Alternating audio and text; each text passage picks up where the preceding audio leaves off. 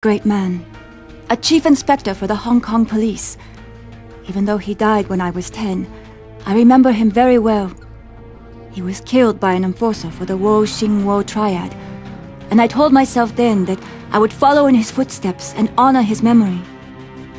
He taught me martial arts, and I continued to practice after he was gone. After finishing at the top of my university class, I joined the Hong Kong police and was chosen as part of the first all-female anti-organized crime squad. I worked hard. I did my best. But the men in charge never intended to put us on the front lines. They didn't train us the way they promised they would. They didn't believe any of us women were up to the task. We were only for show.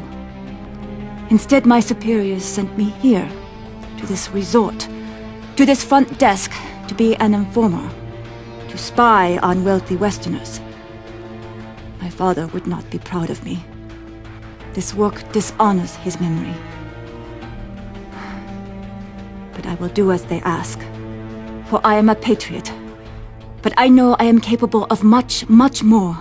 I just need the opportunity to prove myself.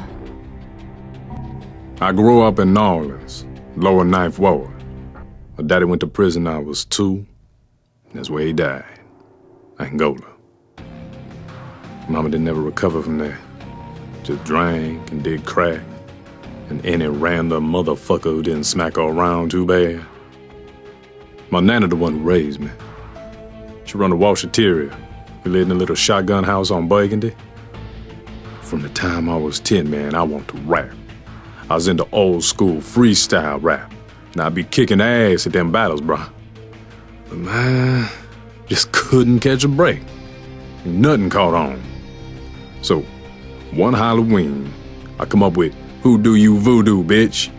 Just as a motherfucking joke, you know? Went right to the top of the hip-hop charts like a motherfucking rocket. And suddenly, I was famous. Going to the Grammys, hitting the parties. Man, I had bitches up to yin yang. And for the first time in my life, I was making money. Shit.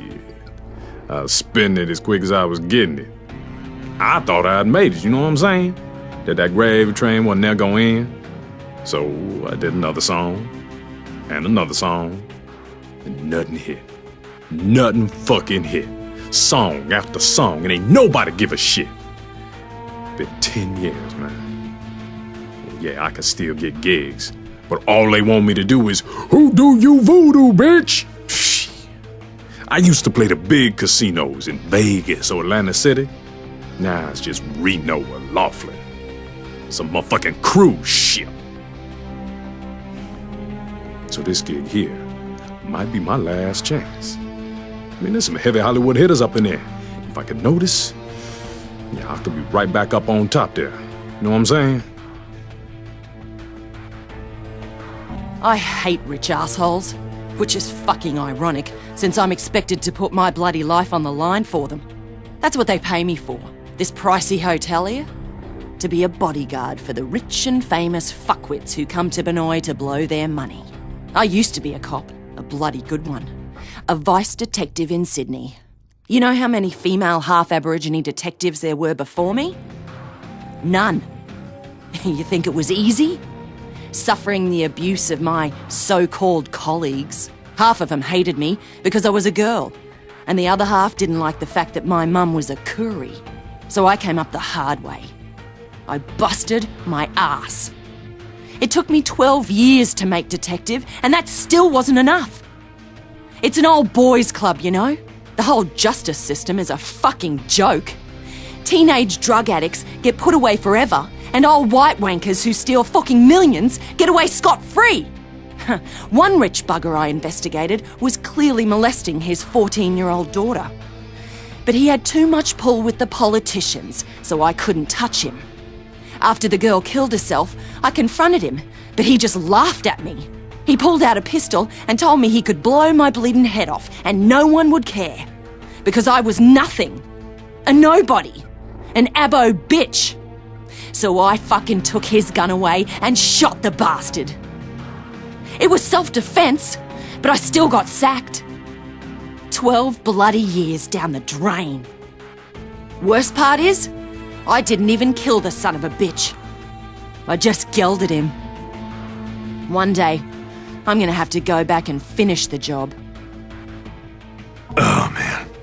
I used to be on top of the world, brother. All-pro quarterback 4 years running. Voted the sexiest Texan in 2004. Yeah, man, I beat out Dennis Quaid and Matthew McConaughey, for Christ's sake.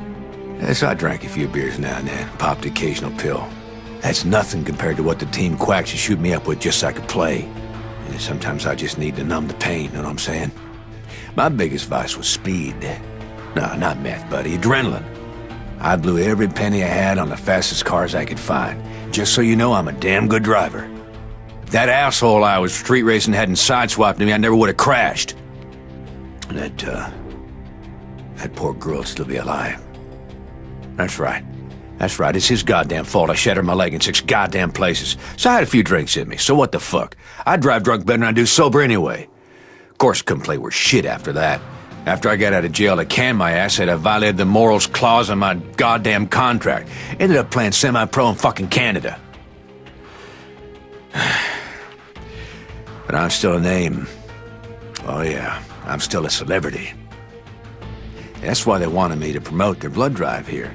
That's why they fucking flew me, first class, halfway around the goddamn world. Because my name still means something. Logan Carter is no goddamn douchebag.